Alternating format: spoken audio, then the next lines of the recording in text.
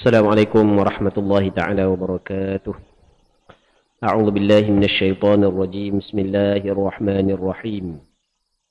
الحمد لله رب العالمين والصلاة والسلام على أشرف الأنبياء والمرسلين سيدنا محمد وعلى آله وصحبه أجمعين. اللهم رب اشرح لي صدري ويسر لي أمري واحلل عقدة من لساني يفقه قولي ولا حول ولا قوة إلا بالله العلي العظيم. اللهم انفعنا بما علمتنا وعلمنا ما ينفعنا وعلمنا ما جهلنا وذكرنا ما نسينا. اللهم يسر ولا تعسر رب تمم بالخير. اللهم افتح علينا فتوح العارفين وفقنا توفيق الصالحين. اللهم لا سهل إلا ما جعلته سهلا وأنت تجعل الحزن إذا شئت سهلا. اللهم اجعلنا من السعداء المقبولين ولا تجعلنا من الأشقياء المردودين.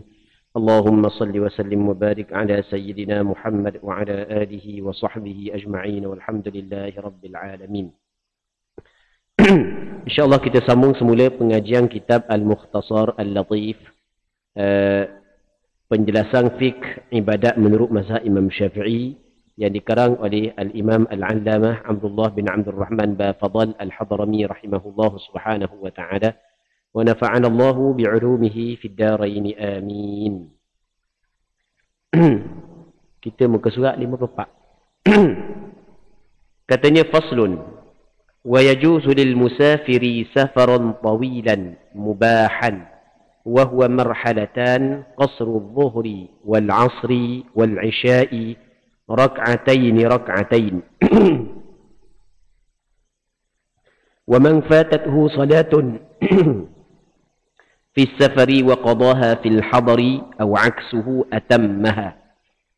Fasal pada menyatakan hukum qasa salat ketika bermusafir. Katanya dibolehkan bagi seorang yang bermusafir dengan musafir yang panjang dan harus di sisi syarak, iaitu dua marhalah untuk qasa merengkaskan salat zuhur, asar dan isyak menjadi 2 rakaat. Sesiapa yang terlepas daripada menunaikan salat sewaktu bermusafir lalu dia mengqadanya sewaktu bermukim ataupun sebaliknya, maka ia hendaklah dikerjakan secara tamam, maksudnya sempurna 4 rakaat. Muslimin muslimat yang dirahmati oleh Allah Subhanahu wa taala. Kita masuk dalam perbahasan baru, iaitu perbahasan berkenaan dengan qasar sembahyang. Sebelum daripada kita bincang apa hak yang disebut oleh pengarang kita, kita kena tahu dulu perbezaan di antara qasar dengan jamak. Kita kena faham bahawasanya qasar adalah suatu bab, jamak adalah suatu bab yang lain. Jangan kita tersilap dalam meletakkan qasar dengan jamak. Qasar satu bab, jamak satu bab. Maksudnya, kita boleh sembahyang qasar sahaja tanpa jamak, dan kita boleh sembahyang jamak sahaja tanpa qasar, dan boleh kita buat jamak serta qasar. Masih lagi ramai di kalangan masyarakat kita belum memahami qasar dengan jamak adalah bab yang berbeza. Amba kerap kali diajukan soalan. Ada orang tanya berkenaan dengan bab ni. Ada orang kata, Ustaz, saya nak tanya bab jamak sikit. Tiba-tiba dalam soalan bukan bab jamak, bab qasar. Ustaz, saya nak tanya bab qasar sikit. Rupa-rupanya dalam soalan bab jamak. Asah dia tukar lagi. Qasar satu bab, jamak satu bab yang lain. Itu kita kena faham dulu. Qasar ni makna dia qasar. Asal makna qasrus salah, memendekkan sembahyang. Sembahyang 4 kita buat 2. Itu maksud qasar sembahyang. Manakala jamak lain.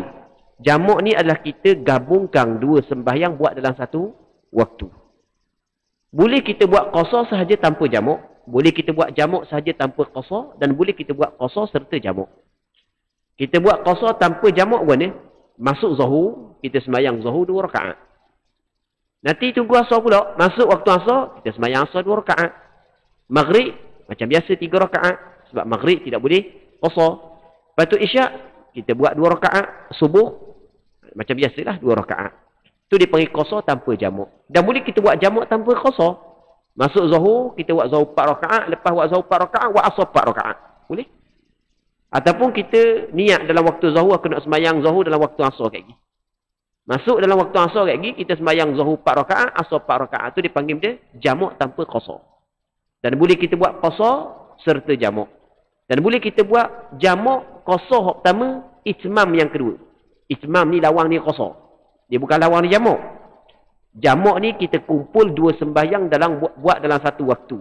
Kalau kita buat tak mau buat jamak, bermakna kita buat setiap sembahyang dalam waktu yang asal bagi setiap sembahyang. Qasar lawang dia tamam ataupun lawang dia itmam. Boleh kita kata tamam, boleh kata itmam. Itmam dengan tamam ni kita buat sempurna, buat cukup. Hak pak kita buat pak, tu makna itmam ataupun tamam. Kita boleh buat qasar, kita boleh buat tamam. Sembahyang pertama kita buat qasar, sembahyang kedua kita buat tamam. Ataupun sembahyang pertama tamam, sembahyang kedua qasar, boleh. Jadi kita kena faham asas dulu. Jamak satu bab, qasar satu bab. Hak yang kita nak bincang ni bukan jamak. Kita nak bincang ni qasar. Qasar sebab yang membolehkan kita qasar se-je. Berbeza dengan jamak. Jamak bukan se. Ada beberapa sebab yang lain yang lagi boleh kita jamak sembahyang. Sebab yang boleh kita qasar se-je. Benda bermusafir. Selain daripada bermusafir, tak boleh. Sebab itulah kita kena tahu. Bila kau dikatakan orang tu bermusafir? Sebab, kita ulang sekali lagi. Sebab yang membolehkan kita qasar se-je. Benda bermusafir. Apa maksud bermusafir? Berjalan. Bermusafir maksudnya kita berjalan. Hak tu boleh kita qasar sembahyang. Sebab itulah, apabila sebab boleh qasar sembahyang adalah bermusafir, maka kita kena tahu. Bila kau dikatakan seorang tu bermusafir? Sebab hanya untuk orang musafir saja. Orang tak musafir tak boleh. Kita kena bincang bila kau dikatakan orang itu bermusafir. Nanti kita akan bincang belakang lepas benda ni. Kita tengok apa yang ingin disampaikan oleh pengarang. Pengarang kata benda, wa yajuzu. Maksud yajuzu ni boleh. Apabila kita kata boleh, maka di sini kita fahamlah qasar ni bukan wajib. Boleh. Kita nak qasar pun apa? Nak buat sebalik pun apa? Sebalik ni kita guna istilah itmam ataupun tamam. Jadi kita nak qasar pun apa? Kita nak buat tamam pun apa? Tak ada masalah. Dia bolehkan. Nak buat qasar apa? Nak buat tamam pun apa? Sebab qasar ni bukan wajib. Hukum dia adalah harus.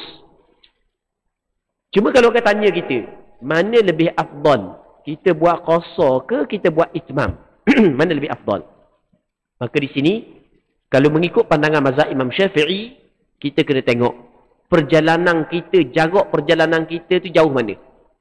Kalau 2 marhalah ke atas tapi tidak lebih daripada 3 marhalah, maka sebaiknya buat tamam. Manakala 3 marhalah ke atas, barulah sebaiknya buat qasar. Okey, itu mengikut pandangan mazhab Imam Syafi'i. Itu pandangan yang masyhur dalam mazhab Imam Syafi'i. Satu marhalah ni lebih kurang dalam 40 km. Satu marhalah. Jadi 2 marhalah lebih kurang dalam 80 km. Ada orang kata 82, ada kata 87, 86. Tak apalah. Lebih kurang dalam 80 km. Kalau 3 marhalah lebih kurang dalam 120 km. Lebih kurang.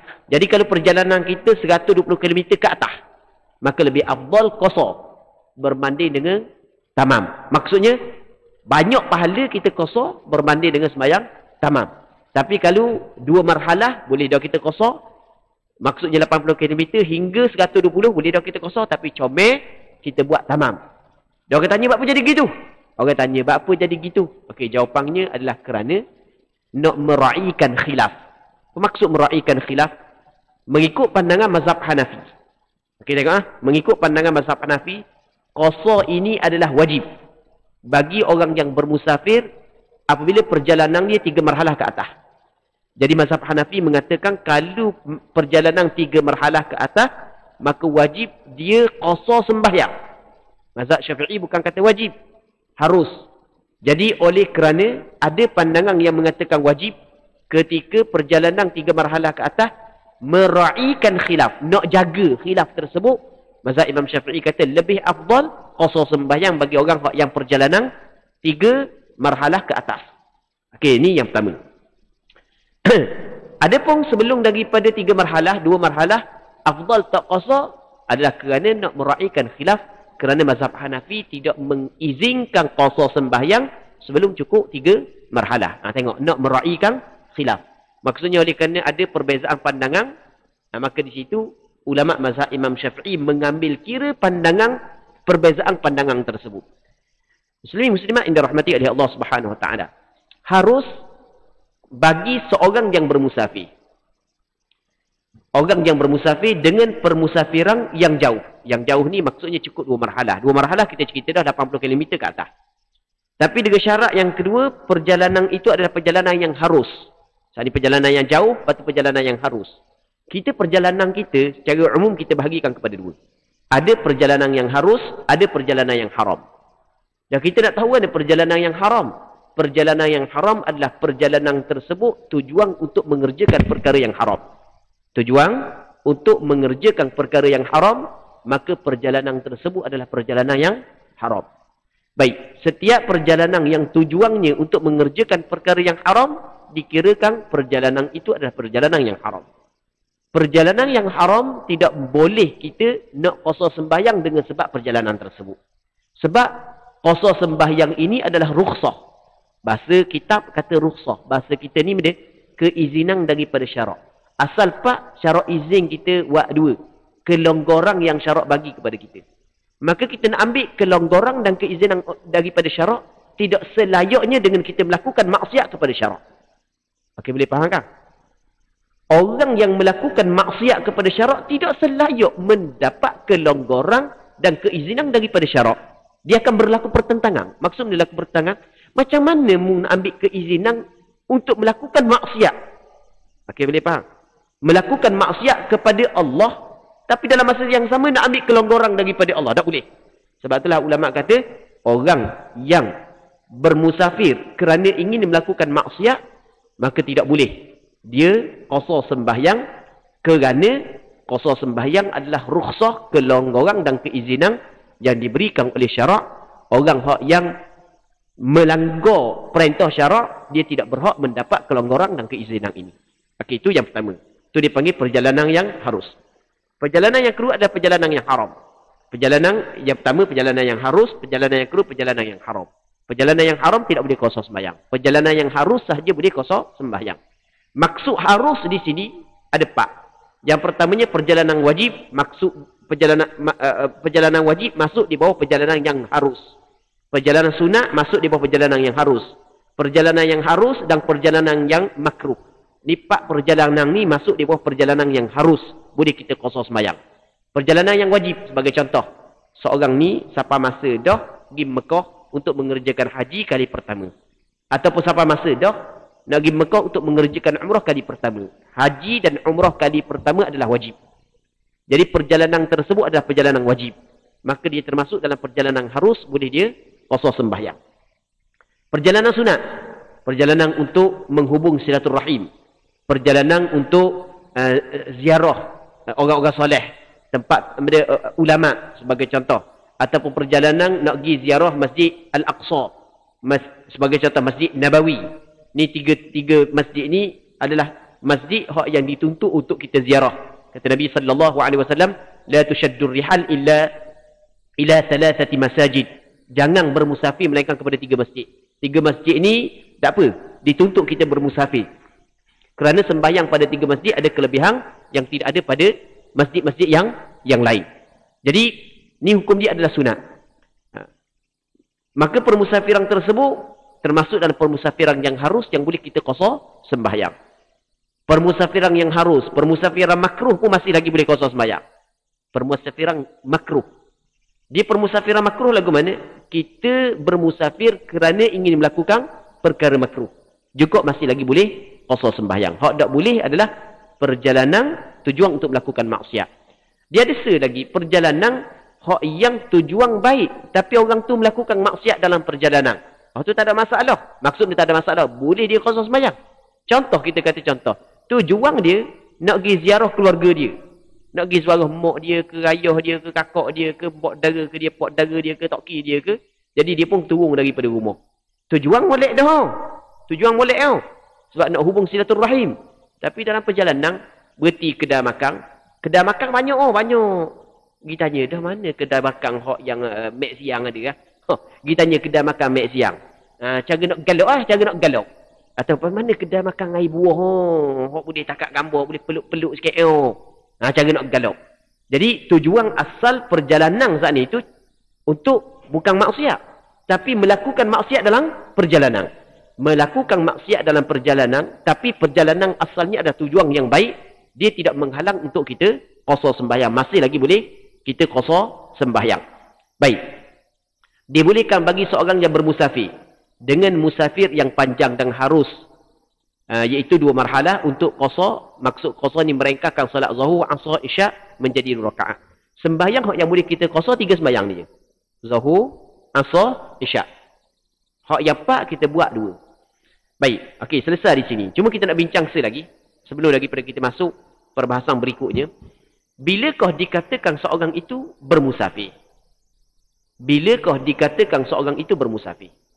Dikatakan seorang itu bermusafir apabila ada niat dalam hati dia untuk keluar daripada kampung dia menuju suatu tempat yang jarak tempat tersebut dengan kampung dia 2 marhalah ke atas.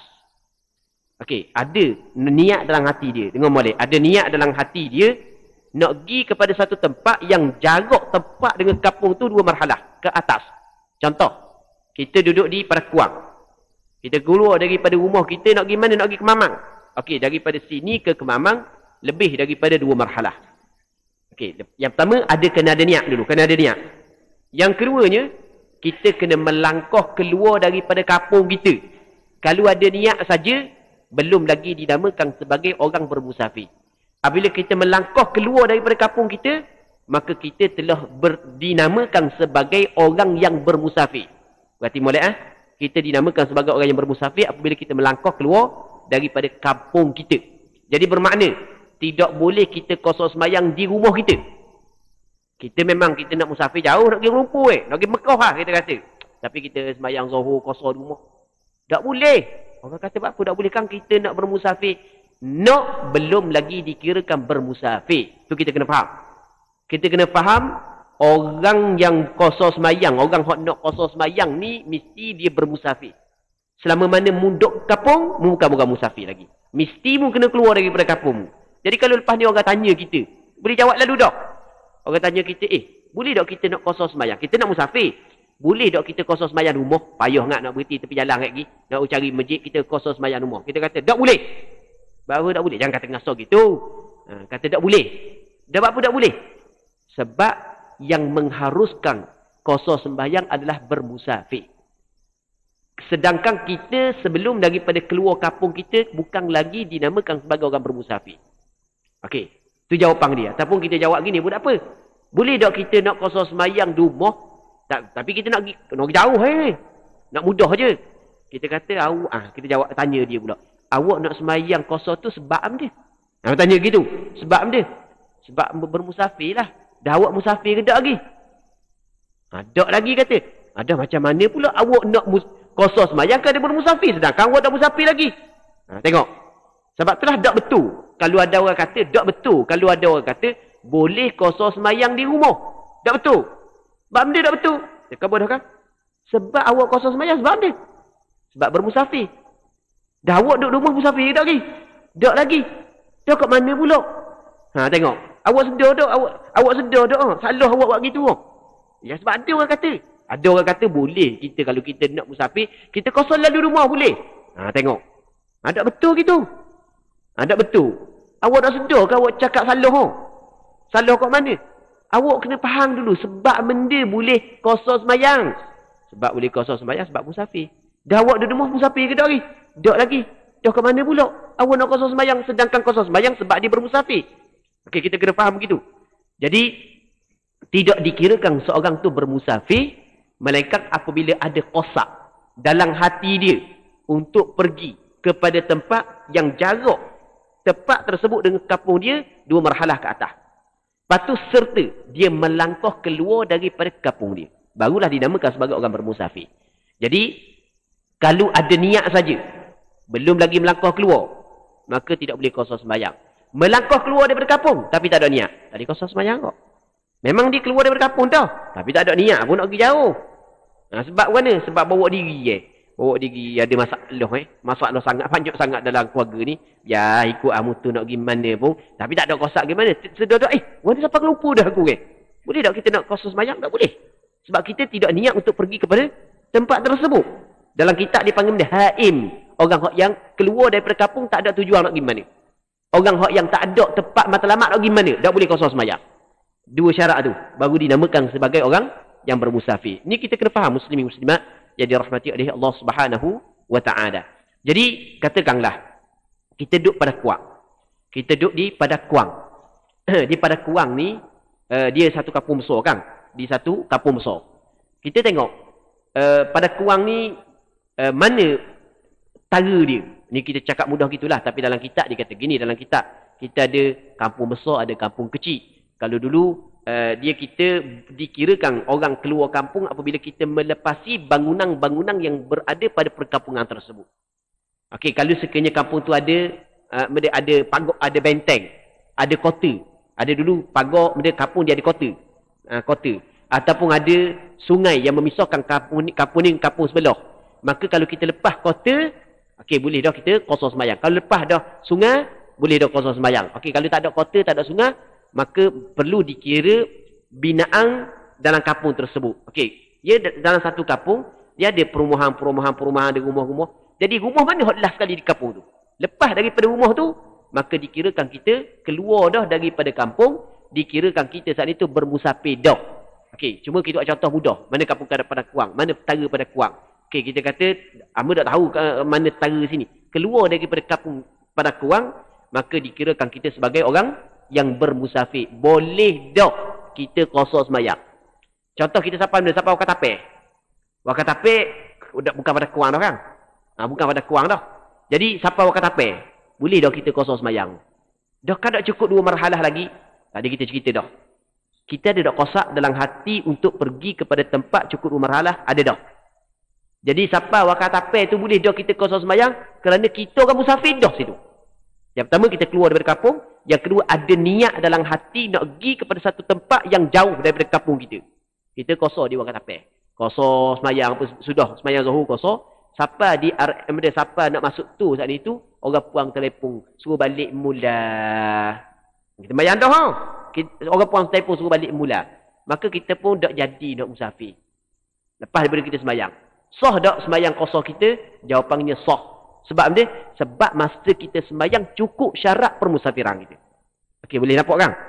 Baik. Ini benda yang penting yang perlu kita kena faham. Muslimin muslimat yang dirahmati oleh Allah Subhanahu wa taala.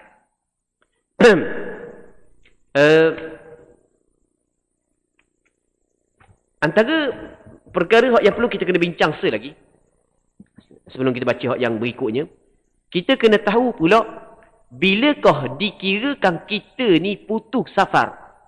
Maksudnya benda, bilakah ataupun bagaimanakah dikira kita ni orang yang tidak bermusafir. Kita bermusafir. Sampai masa mana? Bilakah dikatakan kita ni putus safar? Putus safar apabila kita sampai kampung kita. Apabila kita sampai kampung kita, putus safar. Kita pergi pusing-pusing, tak balik kampung, putus safar. Aku nak balik sekejap je. Tak kira mu balik sekejap je lama, sebab tu kampung mu. Jadi apabila kampung mu, tempat bermustautin, walaupun nak duduk sehari ke, walaupun nak duduk sekerat hari, putus dah safar. Dia putus safar apabila kita sampai kepada kampung kita. Orang duduk bermustautin di pada Mengkuang, maka putus safar dia apabila dibalik pada Kuang walaupun setengah hari je. Dah balik kejap je nak pergi pulak Dah putus dah. Sampai sini putus dah. Mutubik pulak daripada kampung tu kira permusafiran yang baru. Itu yang pertama. Yang keduanya adalah apabila kita qasak untuk berhenti di suatu tempat. Kita qasak untuk berhenti di suatu tempat 4 hari ke atas. Kita qasak untuk berhenti di satu tempat 4 hari ke atas tanpa dikira hari sampai dengan hari keluar. Baik. Contoh. Kita buat contoh. Kita buat contoh. Katakanlah kita daripada Kuang nak pergi ke mana? Nak pergi ke Mamang. Nak pergi, kita kata nak pergi ke Mok Cili lah. Contoh. Ingat ke Mok Cili, kita sebut Mok Cili lalu. Banyak lagi kapur-kapur di Kemamang. Kita kata nak pergi di Mok Cili. Di Kemamang tu lah. Dekat dengan cukai Mok Cili. Kita turun daripada Kuang ke Mok Cili. Jadi, kita nak duduk di Mok Cili tu 4 hari ke atas kita nak duduk. Ataupun 5 hari ke 6 hari ke. Tanpa dikira hari sampai dengan hari keluar. Maka semata-mata sampai kita di Mok Cili, walaupun bukan kampung kita, tak boleh dah kita qasar sembahyang kerana kita bermukim apabila kita sampai di sana dengan sebab kita niat untuk tinggal di sana 4 hari ke atas. Okey, kita buat contoh. Kita keluar daripada rumah, katakanlah pada pukul 10 pagi Isnin. Ni kita buat contoh, 10 pagi Isnin. Jadi daripada sini sampai ke Mok Cili 2 jam setengah, lebih kurang. Jadi pukul 10, pukul 11, 12.30, pukul 1 lah. Campur berhenti kat tu. Pukul 2 lah kita sampai di Mok Cili pukul 2. Okey, untuk hari Isnin tu, orang kata kita sampai hari tu, tak kira hari Isnin. Permulaan kira, malang Selasa, Kang sana hari Isnin kan? Malang Selasa, hari Selasa, hari semalang. Malang Rabu, hari Rabu. Malang Khamis, hari Khamis. Malang Jumaat, hari Jumaat. Okey, cukup 4 hari. Kalau kita nak keluar pada hari Sabtu, kita nak keluar pada siang hari Sabtu, maka siapa je di Mok Cili, tak boleh dah kita qasar sembahyang. Siapa je kita dikirakan bermustautin kerana kita telah qasar untuk berada di situ 4 hari ke atas. Boleh nampak tak? Ada sebahagian daripada orang kita tak faham kat gigi ada kat gigi. Orang tanya, oh saya 4 hari saya jamak qasar. Lepas tu baru saya berhenti jamak qasar. Ada orang buat gitu. Dia nak pergi di satu tempat, seminggu dia pergi. Jadi dia duduk situ seminggu dah. Tapi dia buat 4 hari jamak qasar. Lepas daripada 4 hari baru dia buat sembahyang tamam. Itu tak betul. Itu salah. Tapi ramai orang buat gitu. Ramai orang buat gitu. Dah apa jadi gitu? Sebab tidak faham. Sebab tidak faham bab ni. Apabila kita telah qasar untuk berhenti di satu tempat, tempoh 4 hari ke atas tanpa dikira hari sampai dan hari keluar, maka siapa je kita tepat tu dikirakan kita orang bermukim, bukan lagi orang bermusafir. Kita buat contoh saat ni. Buat contoh mana? Kita tolak hari Isnin di sini. Hari Isnin. Okey, hari Isnin tak kira sebab hari Isnin hari perjalanan kita. Siapa sana? Jadi malang Selasa, hari Selasa hari semalang. Malang Rabu, hari Rabu, 2 hari 2 malang. Malang Khamis, hari Khamis. Malang Jumaat, hari Jumaat. Kalau kita nak keluar hari Sabtu, maka dikirakan kita duduk sana, kita telah berqasar untuk berada di sana 4 hari, 4 malang tanpa dikira hari keluar dengan hari sampah. Okey, boleh faham kan? Siapa je sana, maka tak boleh dah kita jamak qasar. Okey, berbeza. Kalau sekiranya kita pergi hari Isnin. Hari Isnin, lepas tu hari Selasa, malang Selasa, hari Rabu, malang Rabu, hari Khamis, malang Khamis. Lepas tu hari Jumaat kita nak keluar. Kita nak tubik daripada Mok Cili nak balik, nak pergi mana ikut lah, tak kira lah, nak keluar daripada Mok Cili. Hari Jumaat. Jadi bermakna kita hanya berqasar tinggal di situ selama 3 hari 3 malang sahaja. Okey, selama kita berada di situ boleh kita qasar. Kerana benda? Kerana kita masih lagi dinamakan sebagai orang yang bermusafir. Okey, saat ni kita rakyat kita siang. Malang pun sama kau. Okey, kita contoh. Ni kita buat contoh. Kita pergi Malang. Contoh. Kita pergi tolak sini. Lepas kuliah hari kita pergi lah. Kita dengar kuliah dulu. Sebab kita tua dah ni. Biar hak muda laga dah. Ni tua-tua pun tinggal agak kuliah. Ada benda hak yang padahal tak ada benda pun. Hak nak pergi pun. Biar kita ni dah benda masa muda dah dengar dah. Jadi sayang agak nak dengar. Nak tinggal-tinggal ni. Hak lain tu sampingan je. Sebab hak sebelum ni, hak lain, benda matlamat hidup dah. Ni kat tua leni ni, kena tukar dah matlamat hidup. Bab dunia tu hak sampingan je. Bab akhirat, biar hak matlamat hak sebenarnya. Jadi kita nak pergi ke mana pun biarlah. Benda-benda hak penting, hak yang berkait dengan agama, biar selesai dulu. Okey, kita dengar dulu kuliah apa sekali. Okey, nak pergi apa ni? Tak apa, tak ada masalah.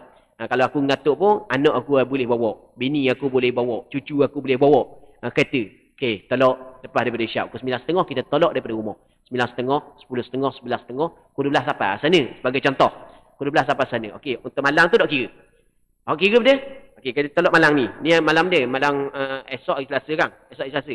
Okey, ni malang Selasa. Okey, malang ni tak kira. Sebab benda waktu siapa?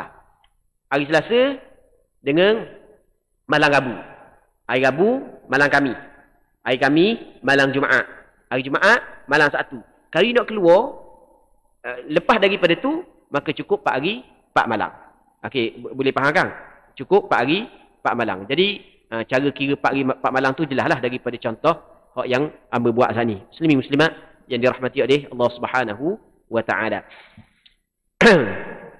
Seterusnya, katanya sesiapa yang terlepas daripada menunaikan solat sewaktu bermusafir. Dia bermusafir. Dia naik bah. Naik bah, dia ingat nak buat jamak takhir. Nak buat jamak takhir.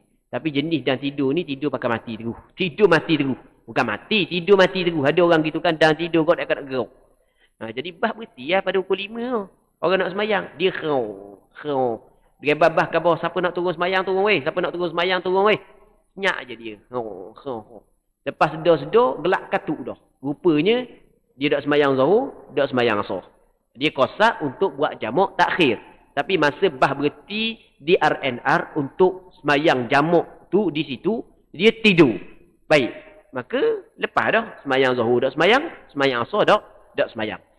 Apabila terlepas, dia nak qada. Maka kata ulama' kena tengok. Nak qada di mana? Kalau dia nak qada ketika dia sedang bermusafir, maka boleh dia qasar sembahyang zuhur dan asar. Okey, kesimpulan. Orang yang tertinggal sembahyang zuhur dan asar ataupun isyak ketika dia bermusafir. Satu. Dan dia nak qada ketika dia bermusafir, boleh dia qada secara qasar. Adapun kalau dia terlepas sembahyang zuhur, asar, isyak ketika bermusafir, dia nak qada ketika dia duduk kapung, maka tidak boleh dia qada secara qasar. Bukan mesti qada secara itmam ataupun tamam. Kena buat part. Walaupun aku tinggal sembahyang ni ketika aku bermusafir. Baik. Selagi orang yang tertinggal sembahyang di kapung. Sembahyang zuhur dia tinggal di kapung, sembahyang asar tinggal di kapung, sembahyang isyak tinggal di kapung. Sebab tidur tak kira lah. Sebab benda tak kira lah. Kita mau bincang lah sebab dia. Mungkin terlupa, mungkin tidur, mungkin memang sengaja tak sembahyang. Wajib dia kena qada. Maka dia nak qada ketika dia bermusafir. Boleh tak dia nak qasar sembahyang tersebut ketika dia qada? Jawapannya tidak dibolehkan. Tidak dibolehkan qasar sembahyang yang dia qada ketika bermusafir sekiranya sembahyang itu ditinggalkan ketika dia bermukim, ketika dia duduk kapung. Dan tidak boleh juga qasar sembahyang yang ditinggalkan ketika dia bermusafir kalau dia nak qada ketika dia duduk kapung. Hak boleh nak qasar sembahyang yang dia qada adalah dengan dua syarat. Syarat yang pertama, sembahyang itu tertinggal ketika dia bermusafir dan dia qada juga ketika dia bermusafir. Baik.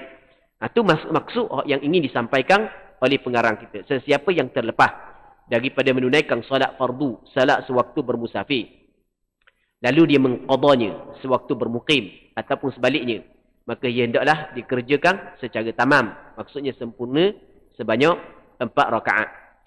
Katanya wa yushtaratu qasdu mawdi'in muayyanin fala yaqsurul haim wa alla yusalli khalfa man yutimmu as-salata aw shakka annahu mutimmun aw qasir wa an yanwi al-qasra 'inda al-ihram.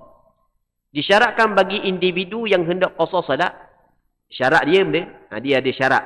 Syarat dia kena qasak tempat tertentu. Maksud qasak ni maksudnya ada keinginan untuk pergi kepada suatu tempat yang tertentu. Bermakna sesiapa yang masih tidak tahu ke mana arah tujuan, maka tidak boleh baginya untuk qasar salat. Tadi kita khabar dah 2 syarat tadi. Dikatakan seorang itu sebagai bermusafir adalah orang tu ada keinginan untuk keluar daripada kampung dia menuju kepada satu tempat yang tertentu. Yang jarak tempat tersebut daripada kampung dia 2 km ke atas. 2 km pula. 2 marhalah ke atas. 2 km sampai ke Bukit Payung boleh. 2 marhalah ke atas. Kena ada kosak begitu dalam hati.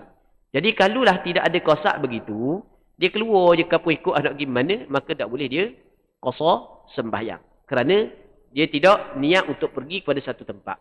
Adakah syarat tempat yang kita pergi tu mesti kita kenal? Tak syarat. Yang penting kita tahu di mana kita nak pergi. Walaupun kita nak kenal tempat tu dan kita tahu tempat yang kita nak pergi saat itu jauh jarak dia daripada kampung kita 2 marhalah ke atas. Baik. Seterusnya, tidak boleh berimamkan seorang yang solat tamam atau terdapat keraguan sama ada dia solat tamam atau qasar. Jadi sekarang ni kita nak sembahyang qasar. Syaratnya tak boleh kita ikut orang sembahyang sempurna. Sama ada orang yang sembahyang sempurna saat itu orang duk kapung ataupun orang bermusafir macam kita. Tapi dia tak mau qasar sembahyang. Baik. Contoh kita nak sembahyang zuhur 2 rakaat. Tiba-tiba kita berhenti di masjid, kita dengar orang tengah sembahyang. Tok Imam tengah sembahyang. Tok Imam sembahyang 4 rakaat dah kapung dia. Kita mau berhenti, kita pun nak ikut dia. Boleh tak kita nak sembahyang qasar? Tak boleh. Walaupun tu imam saat ni tu 2 rakaat dah. Tinggal berbaki 2 rakaat. Jadi kalau berbaki 2 rakaat, kita sembahyang 2 rakaat sama tak salang? Sama salang. Tapi tak boleh. Dia tidak boleh kita ikut orang sembahyang tamam walaupun 1 juzuk daripada sembahyang kita tak boleh. Kalau kita ikut juga, maka batal qasar kita. Sembahyang tak batal. Qasar batal. Maksud dia, tidak boleh kita buat qasar, bahkan kita mesti kena buat tamam. Okey, kita buat contoh. Kita sampai di masjid. Kita tengok tu imam duduk tahiyat akhir dah. Kita pun Allahu Akbar. Aku sembahyang fardu zuhur 2 rakaat ikut imam. Duduk tahiyat akhir dah. Tu imam bagi salam, tak boleh kita buat 2 rakaat. Bahkan mesti kita kena buat 4 rakaat.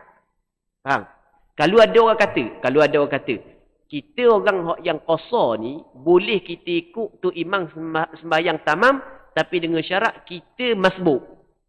Yang mana, tu imam saat ni tu, kalau dia bagi salam, kita bagi salam, ataupun kalau tu imam bagi salam, kita perlu tambah rakaat lagi. Maka itu adalah tidak betul. Tak ada seorang pun ulama' mu'tabar yang sebut begitu. Bukan hanya mazhab Imam Syafi'i, bukan pandangan mazhab-mazhab yang lain pun sama. Mazhab Syafi'i, Hanafi, Maliki dan Hanbali semuanya tidak membenarkan. Kalau ada orang kata gitu, maka hukum dia adalah tak betul, salah. Hamba kata kalau ada. Ada tak orang kata gitu? Sebenarnya ada. Sebenarnya ada. Ada satu penulisan pernah sampai kepada hamba, orang kata boleh orang yang sembahyang qasar ikut tu imam, kalulah tu imam tu 2 rakaat dah. Ada orang kata boleh. Dan dia boleh meneruskan sembahyang dia secara qasar atau tak betul. Tidak ada ulama yang mengatakan begitu. Dan hamba buat penulisan permasalahan ni. Oleh kerana ada hak yang kata begitu, hamba buat penulisan mengikut pandangan 4 mazhab. Hamba buat penulisan dalam masalah ni. Tak boleh. Kerana benda tak boleh? Kerana kata Abdullah bin Abbas radhiyallahu taala anhuma, ketika ada orang tanya dia. Abdullah bin Abbas seorang sahabat Rasulullah. Ada orang tanya. Orang tanya dia mana? Ma balul musafir yusalli rak'atain idza farad wa arba'an idza tamma bimuqim. Kenapa kau orang bermusafir ni dia kena sembahyang 2 rakaat kalau dia sembahyang seorang diri, dan dia kena sembahyang 4 rakaat kalau dia ikut orang sembahyang tamam? Kata Abdullah bin Abbas, tilka sunnah, itu adalah sunnah. Maksudnya sunnah Nabi sallallahu alaihi wasallam. Maka berpandukan kepada hadis ini, walaupun ia perkataan Abdullah bin Abbas, tapi ia adalah hukum marfu', kerana Abdullah bin Abbas mengatakan sunnah Rasulullah sallallahu alaihi wasallam.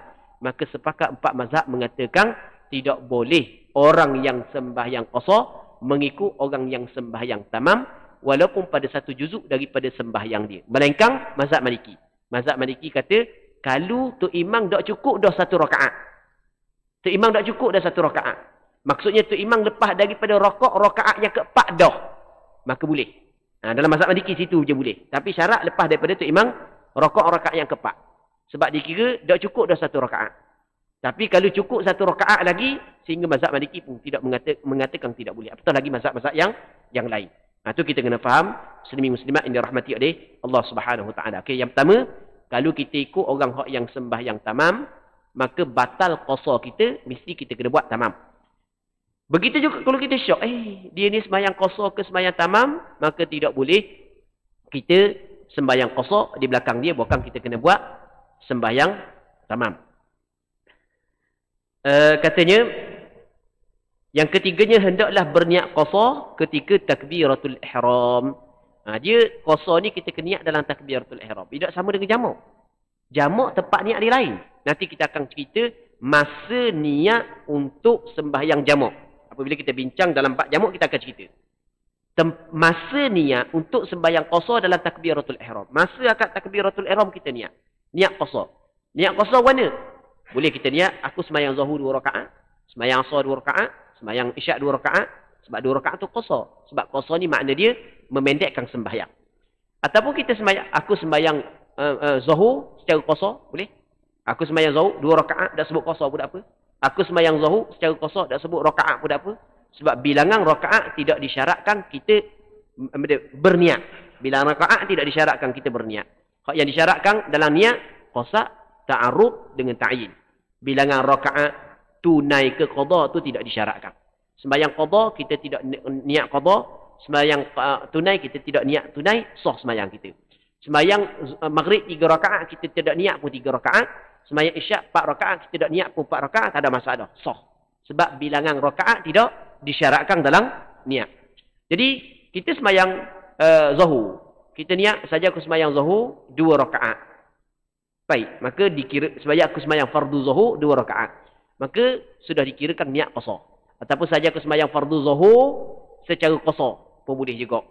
Maka kita ada buat 2 rakaat. Buat 2 rakaat. Okay, habis. Niat jamak lain. Niat jamak nanti kita akan bincang apabila sampai tempat dia. Faslun. Katanya wa yajuzu lil musafiri safaran tawilan mubahan al-jam'u baina adh-dhuhri wal 'asri taqdiman wa ta'khira wa kadha baina al-maghrib wal 'isha. Wa idza jama'a at-taqdim fayushtaratu al-buda'atu dibaca dua. Buda'atu bil ula wa niyyatul jam'i fiha wa alla yaqul al-faslu bainahuma wa fi jam'i at-ta'khiri yushtaratu an yanwiya at-ta'khira qabla khuruji waqti adh-dhuhri wa qabla khuruji waqti al-maghrib. Fasal solat musafir. Dibolehkan bagi seorang yang bermusafir dengan musafir yang panjang. Itu 2 marhalah. Dan harus diisi syarak, bukan permusafiran yang haram. Untuk menjamakkan solat zuhur dan asar dengan jamak taqdim ataupun takhir. Begitu juga solat maghrib dan dengan isyak. Okay. Kita kena faham apa makna jamak. Kita tak ada khabar dah. Jamak satu bab, qasar satu bab. Bab qasar selesai dah. Sebenarnya banyak lagi syarat-syarat qasar.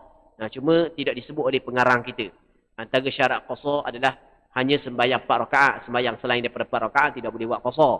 Adalah syarat-syarat. Cuma pengarang kita sebut hanya beberapa syarat sahaja. Tak apa dah. Kita ringkaskan perbincangan kita sahaja. Sembahyang jamak ada 2. Jamak taqdim dengan jamak takhir.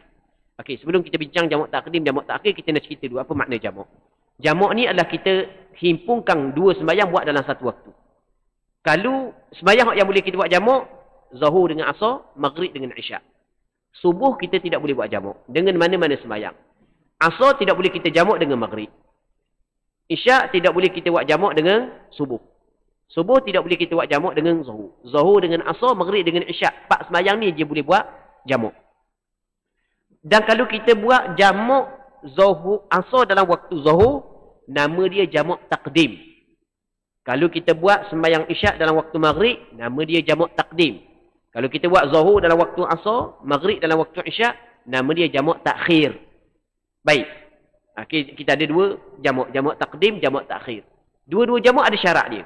Jamak taqdim ada syarat dia, jamak takhir ada syarat dia. Muslimin-muslimat yang dirahmati oleh Allah Subhanahu wa taala. Katanya, jika jamak taqdim disyaratkan dimulakan dengan solat yang pertama. Okey, kita jamak taqdim. Maksudnya kita nak buat zuhur dengan asar dalam waktu zuhur. Kita nak buat maghrib, isyak dalam waktu maghrib. Maka mesti kita kena mulakan sembahyang yang pertama.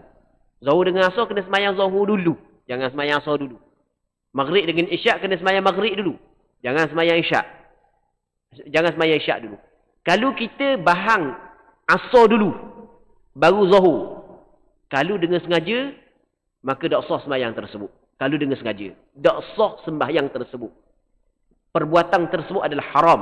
Kerana kita telah mengerjakan perkara yang tak betul. Jadi kita sembahyang zuhur, asar sebelum daripada masuk waktu dia. Sebelum daripada masuk waktu dia. Boleh tak kita sembahyang sebelum daripada masuk waktu? Haram hukum dia. Tak boleh. Kalau kita sengaja. Baik. Kalau kita tak sengaja, kita silap. Terlupa aku pergi sembahyang asar dulu. Maka sembahyang tu sah. Tapi bukan sah fardu asar. Hanya dikirakan sebagai sunat mutlak. Sembahyang fardu asar tidak gugur daripada kita. Jadi, kalau kita buat asar dulu, tak jadi. Kalau kita buat isyak dulu, tak jadi. Kita buat asar dulu, baru buat zuhur. Asar tak jadi. Zuhur jadi sebab kita buat dalam waktu dia. Kalau kita nak buat jamak taqdim, mesti lepas daripada zuhur buat asar pula. Jadi kena buat 2 kali asar. Kalau kita buat isyak dulu baru buat maghrib, isyak tak jadi. Maghrib tu jadi sebab kita buat dalam waktu dia. Kalau kita nak buat jamak taqdim, lepas daripada maghrib, kita kena buat isyak semula. Sebab syarat dia mesti kena sembahyang yang pertama dulu. Maka itu syarat yang pertama. Manakala syarat yang kedua, berniat jamak dalam solat yang pertama. Okey, masa niat jamak tidak disyaratkan dalam takbiratul ihram menurut pandangan mu'tamad dalam mazhab Imam Syafi'i. Asal kata sebelum daripada kita salam, boleh kita niat di mana sahaja kita berada dalam sembahyang yang pertama. Allahu Akbar, masa tengah baca Fatihah kita niat. Kat gini aku nak sembahyang asar lalu. Ataupun kat gini aku nak buat jamak takdim. Maka lepas daripada kita sembahyang zuhur, boleh kita buat sembahyang asar sebab kita niat dah. Saat ni dalam Fatihah ataupun tengah rakaat, apa tu dalam i'tidal ataupun ketika sujud, antara dua sujud, dalam tahiyat. Sebelum daripada kita selesai bagi salam, boleh kita niat jamak. Di mana saja tak kira. Cuma yang paling afdal, ni yang paling afdal. Yang paling afdal kita niat jamak dalam takbiratul ihram sembahyang yang pertama. Masa kita kat takbiratul ihram sembahyang zuhur, kita niat dah untuk jamak zuhur dengan asar. Hak tu lebih afdal. Tapi tidak disyaratkan kita niat di situ menurut pandangan mu'tamad dalam mazhab Imam Syafi'i. Baik. Ulang sekali lagi. Qasar wajib kena niat dalam takbiratul ihram. Kalau kita tak niat dalam takbiratul ihram, tak boleh kita buat qasar. Manakala jamak takdim tidak disyaratkan niat dalam takbiratul ihram. Dalam sembahyang yang pertama di mana sahaja, asalkan kita tak bagi salang lagi, boleh kita niat jamak takdim. Baik. Itu kita kena faham. Jamak takhir, masa niat lain pula. Masa niat lain pula. Nanti kita akan bincang bab jamak takhir. Ni kita nak bincang bab jamak takdim dulu. Yang ketiganya, tidak berlalu senggang yang panjang antara kedua-dua solat. Lepas daripada sembahyang zuhur, terus sembahyang asar. Jangan ada senggang masa yang lama. Cuma senggang masa yang lama, ukuran dia bagaimana? Ukuran dia adalah mengikut uruf. Jadi pandangan uruf, ramai orang kata, lepas aku sembahyang zuhur, nampak lama dah tu, baca takmur dah sembahyang kedua tu. Maka kalau begitu ada masa di antara sembahyang pertama sembahyang kedua, maka putus mualak, tidak boleh lagi kita buat jamak takdim. Cuma ada sebahagian daripada ulama, dia kata gini, kalau tidak dapat memuatkan 2 rakaat sembahyang sunat yang ringkas di celah 2 sembahyang, maka dikirakan perceraian masih lagi pendek. Kalau dapat memuatkan 2 rakaat yang ringkas, maka dikirakan panjang. 2 rakaat sembahyang sunat yang ringkas lebih kurang dalam 2 minit. Jadi kalau sekiranya di antara sembahyang zuhur dengan sembahyang asar hanya seminit sahaja, ataupun tak sampai seminit lebih sedikit, maka masih lagi boleh kita buat jamak takdim. Bukanlah maksud kalau kita lepas sembahyang yang pertama, kalau kita cakap dia 4, 5, 6 patah perkataan, tak boleh dah kita buat jamak takdim. Tak. Dia bercakap masih lagi boleh. Kita lepas daripada sembahyang zuhur, kawan kita tanya kita, kita kat gigi kita nak berhenti makan mana? Kita berhenti makan mana-mana, lepas tu kita sembahyang dulu lah. Asal boleh, sekadar tu tak ada masalah. Tapi jangan lama. Hanya cakap sikit tak ada masalah. Jangan ada tempoh di antara sembahyang yang pertama dengan sembahyang yang kedua, telus untuk 2 rakaat sembahyang sunat secara ringkas di celah dia. Kita tak lebih kurang dalam seminit setengah ke 2 minit. Jadi kalau hanya setengah minit, seminit di antara sembahyang pertama dengan sembahyang kedua, masih lagi tidak putus mualak atas pandangan sebahagian daripada ulama. Baik. Jika jamak takhir, disyaratkan untuk berniat jamak takhir sebelum berakhirnya waktu zuhur atau waktu maghrib. Kita jamak takhir ni masuk waktu zuhur, maka wajib kita sembahyang zuhur. Kalau kita tak mau sembahyang dan diberi keizinan untuk kita tidak sembahyang dalam waktu asal, maka cara dia kita berniat. Kayak gini aku nak sembahyang ni, zuhur ni dalam waktu asal. Jadi niat jamak takhir adalah dalam waktu zuhur. Masuk je zuhur, boleh dah kita niat. Tak masuk lagi waktu zuhur, tak boleh lagi kita niat. Mesti kita niat dalam waktu. Baik, okay, itu syarat ataupun niat masa niat jamak takhir. Orang, katakanlah, 2 orang ni. 2 orang ni, dia sembahyang masuk waktu asar. Dia bermusafir bagi 2 orang. Hak ni masuk dalam waktu asar, dia sembahyang zuhur 2 rakaat, sembahyang asar 2 rakaat. Hak ni sama juga. A, sembahyang zuhur 2 rakaat, sembahyang asar 2 rakaat. B, sembahyang zuhur 2 rakaat, sembahyang asar 2 rakaat. Cuma perbezaannya, A, masa masuk waktu zuhur, dia berniat untuk sembahyang zuhur dalam waktu asar. Manakala B, dia tidak berniat. Maka, sembahyang A, zuhur dalam waktu asar dikirakan tunai. Dikirakan sembahyang jamak. Manakala B, tidak dikirakan sembahyang jamak, bukan dikirakan qada. Kalau sengaja dia buat begitu, maka hukum dia adalah haram. Buat sama. Tapi hak ni tak ada niat, hak ni ada niat. Hak ni tak haram, hak ni haram. Itu kita kena ingat. Muslimin muslimat yang dirahmati oleh Allah Subhanahu wa taala. Baik. Faslun tajibul jum'atu ala kulli muslimin mukallafin dzakarin hurrin muqimin bila marad. Jadi untuk malam ni kita berhenti sini dulu. Kita mengharapkan ada manfaatnya dan ada keberkatannya. Semoga Allah Subhanahu Wa Taala memberkati majlis ilmu yang kita adakan pada malam yang mulia ini. Kita buka soalan sekejap kalau sekiranya ada.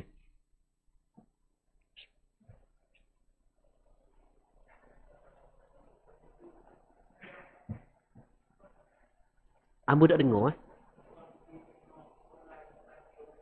Okey, antara kalau bab qasar jamak ni, antara persoalan hak yang sering diajukan adalah boleh tak nak jamak qasar untuk tengok bola? Boleh ke tak? Baik. Sebelum daripada hamba jawab panjang lebar, hamba nak cerita dulu pandangan ulama di tempat kita. Kalau tok guru tua dulu, ramai kata tak boleh. Hamba nak cerita, tok guru tua dulu, ramai kata tak boleh. Ustaz-ustaz muda lah ni, ramai kata boleh. Tambah-tambah hak jenis ustaz hak minat bola pula. Oh, boleh lalu. Baik. Tok guru tua dulu, ramai kata tak boleh. Kalau ustaz-ustaz muda lah ni, ramai kata boleh. Ni hamba kena cerita asah dulu. Dan hak yang hamba khabar ni bagi orang hak yang belajar jak daripada dulu. Orang hak wain nadah jak daripada dulu lah. Jangan barulah ni. Kalau orang wain nadah jak daripada dulu, dia akan dengar tok guru dulu kata tak boleh.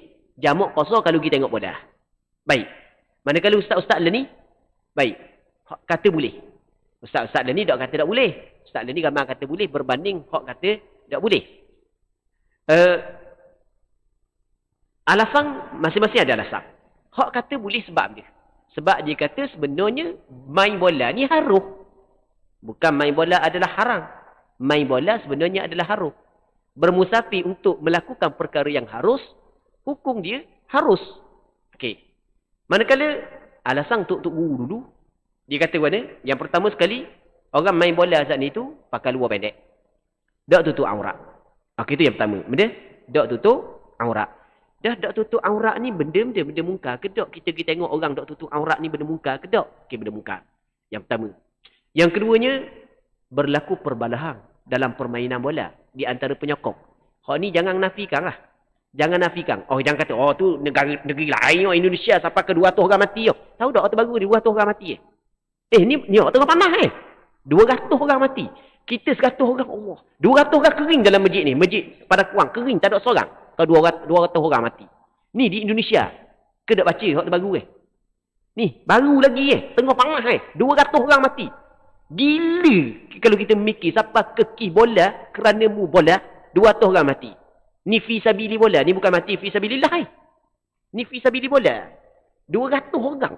Allah kejut kita. Ya inna lillahi wa inna ilaihi raji'un. 200 orang mati kerana bola. Okey, berlaku tak perbalahan? Kita kata di Indonesia, tak. Di tempat kita berlaku perbalahan. Ada video, tengok. Balah ni. Dan pernah di Terengganu masa zaman amal kecek-kecek dulu, bakobah di Terengganu. Biasa dengar tak ni Bakobah. Hak paling haliang suruh bakobah kawan hamba sendiri. Kita ni kawan hamba sendiri. Kawan hamba bukan kawan tu dia kira perekat macam ayah kita tapi kita kawan dengan dia. Dia paling bakobah. Bakor tengok. Dia kata Allah. Orang bakor. Dengan dia kena aku. Dengan dia kena aku. Aku kabar je kena bakor tak sekarang. Ni di Terengganu. Ni zaman masa berkecek dulu lah. Kita pun minat kot bola dulu pun. Okey, ni antara alasan dia. Antara alasan dia ada perjudian, ada tinggal semacam macam-macam lah. Baik. Okey, ni antara.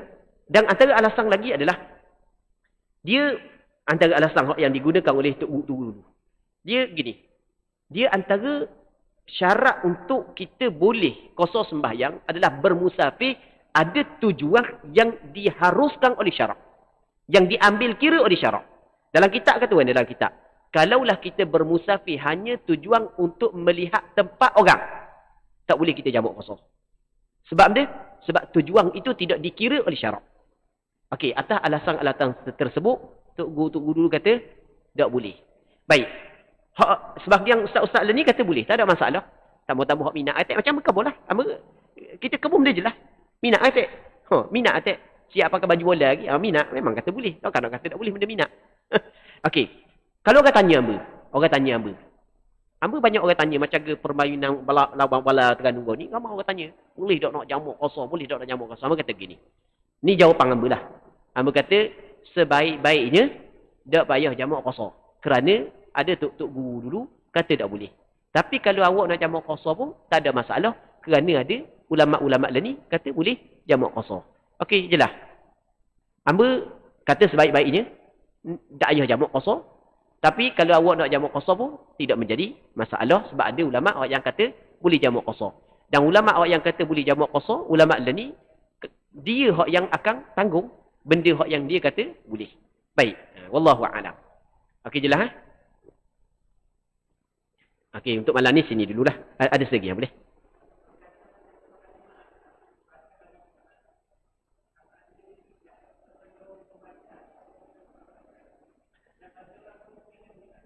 Baik. Jadi sekarang ni masalah bermusafir pada hari Jumaat. Apakah hukum bermusafir pada hari Jumaat? Hukum bermusafir pada hari Jumaat kadang-kadang boleh, kadang-kadang haram. Boleh bagi orang puang. Orang puang boleh sebab orang puang tidak wajib sembahyang Jumaat. Baik, bagi orang lelaki yang ada keuzuran-keuzuran tertentu. Sebagai contoh, dia mesti kena naik flight sekian-sekian, tak boleh nak ubah dah. Maka tidak menjadi masalah.